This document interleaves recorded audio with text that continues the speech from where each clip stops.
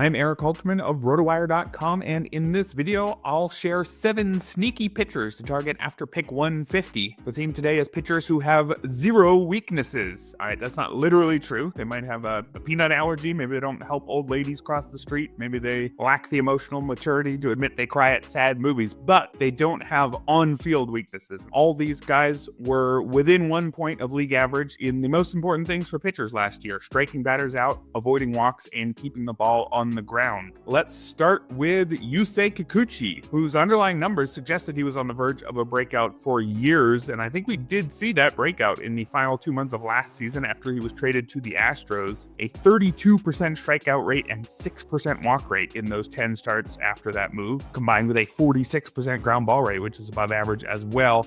Moving to the Angels really hurts Kikuchi's winning chances, that's true, and he's never put it together over a full season. His best 2 ERAs of his career were the last 2 seasons, and they're nothing special, 3.86 and 4.05. And yeah, he's now 34 years old, so maybe that was just a 10-start run and he's never going to be that guy again. But if you look at his full season numbers last year, he finished 6th in strikeout minus walk rate, which is the single best stat if you're going to look at only one stat to evaluate pitchers. He was 6th among qualified starters, 1 spot ahead of Zach Wheeler. That's how good Yusei Kikuchi was last year, and he did that while maintaining an average ground ball rate, which is what we care about today. Up next is Taj Bradley, who was a big prospect for the Rays. He's been a big prospect for several years and doesn't even turn 24 until late March. That puts his mediocre numbers through 2 seasons in perspective. If we look at just last year, 4.11 ERA, 1.22 WHIP is fine, but a 27% strikeout rate is very good, and you combine that with average numbers in walk and ground ball rates. This is somebody who, again, peaked as a top 20 prospect, still young, still got upside. There's some minor worries about Tampa's move to a more hitter-friendly park this season, but still, I like a young guy who's already lacking major flaws and who has some strengths.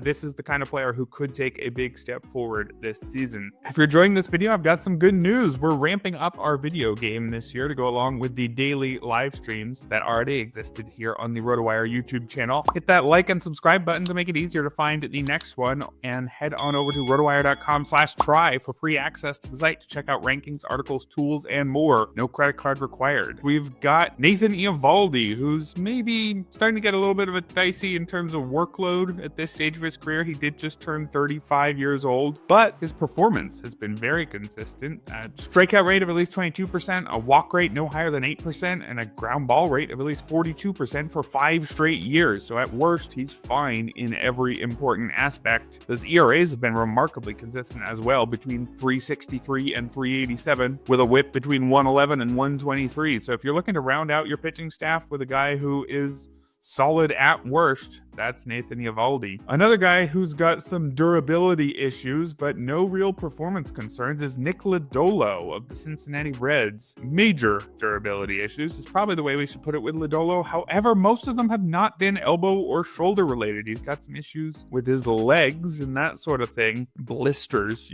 things that keep him off the field, but not necessarily the sort of injuries which should make us assume we can't ever get 25, 30 starts out of him. I know it's a tough park as well, but Lodolo, he's got the numbers. For his career, a 27% strikeout rate is excellent against a league average walk rate, 8%, and a slightly above average ground ball rate, 45%. He kept all that up last year, slightly lower strikeout percent, but still qualifies for this video. This is a former big prospect entering his age 27 season. If the health finally cooperates, we could get big numbers from Nick Lodolo. Up next, we got Ranger Suárez, who fell off late last season after an outstanding start, finished with numbers which were pretty typical for Ranger Suárez. He always has an excellent ground ball rate. He's been at 48.5% or better all 4 seasons as a starter, and his strikeout and walk rate last year, 23% and 6.5%, were both his best as a full-time starter. Suárez, like Nick Lodolo, has got a tough park in Philadelphia, but keeping the ball on the ground can mitigate some of those homer issues that other pitchers can have at Citizens Bank Park, and Phillies give Suárez some good winning chances. He is a solid staff filler type. I wouldn't bet on his early season numbers from last year returning, but I think he's not going to hurt you and he's going to win you some games. Up next, we got another guy who I wish was in a slightly better park, Brady Singer.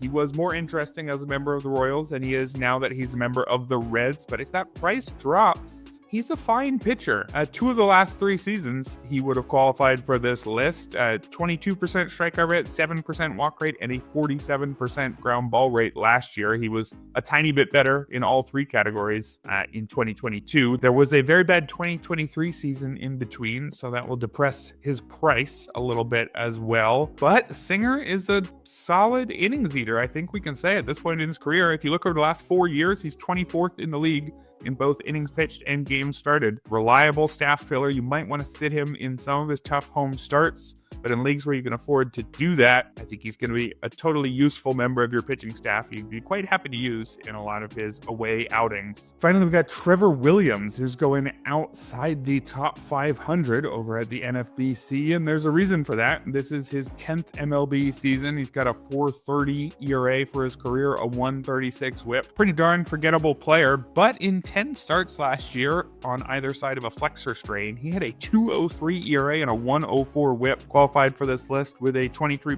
strikeout rate and a 7% walk rate. He did return late in the season, so we know that he's seemingly healthy enough to get back on the mound and healthy enough to be brought back on a 2-year deal. So the Nationals really liked what they saw. I'm not sure we're going to see a repeat of anything close to last year, but the price is nearly free after pick 500. If he's got a locked-in rotation spot and he's fine statistically across the board, worth a shot in those deeper leagues. That'll do it for today's video. Head on over to RotoWire.com for free access to the site to check out everything we've got going on over there.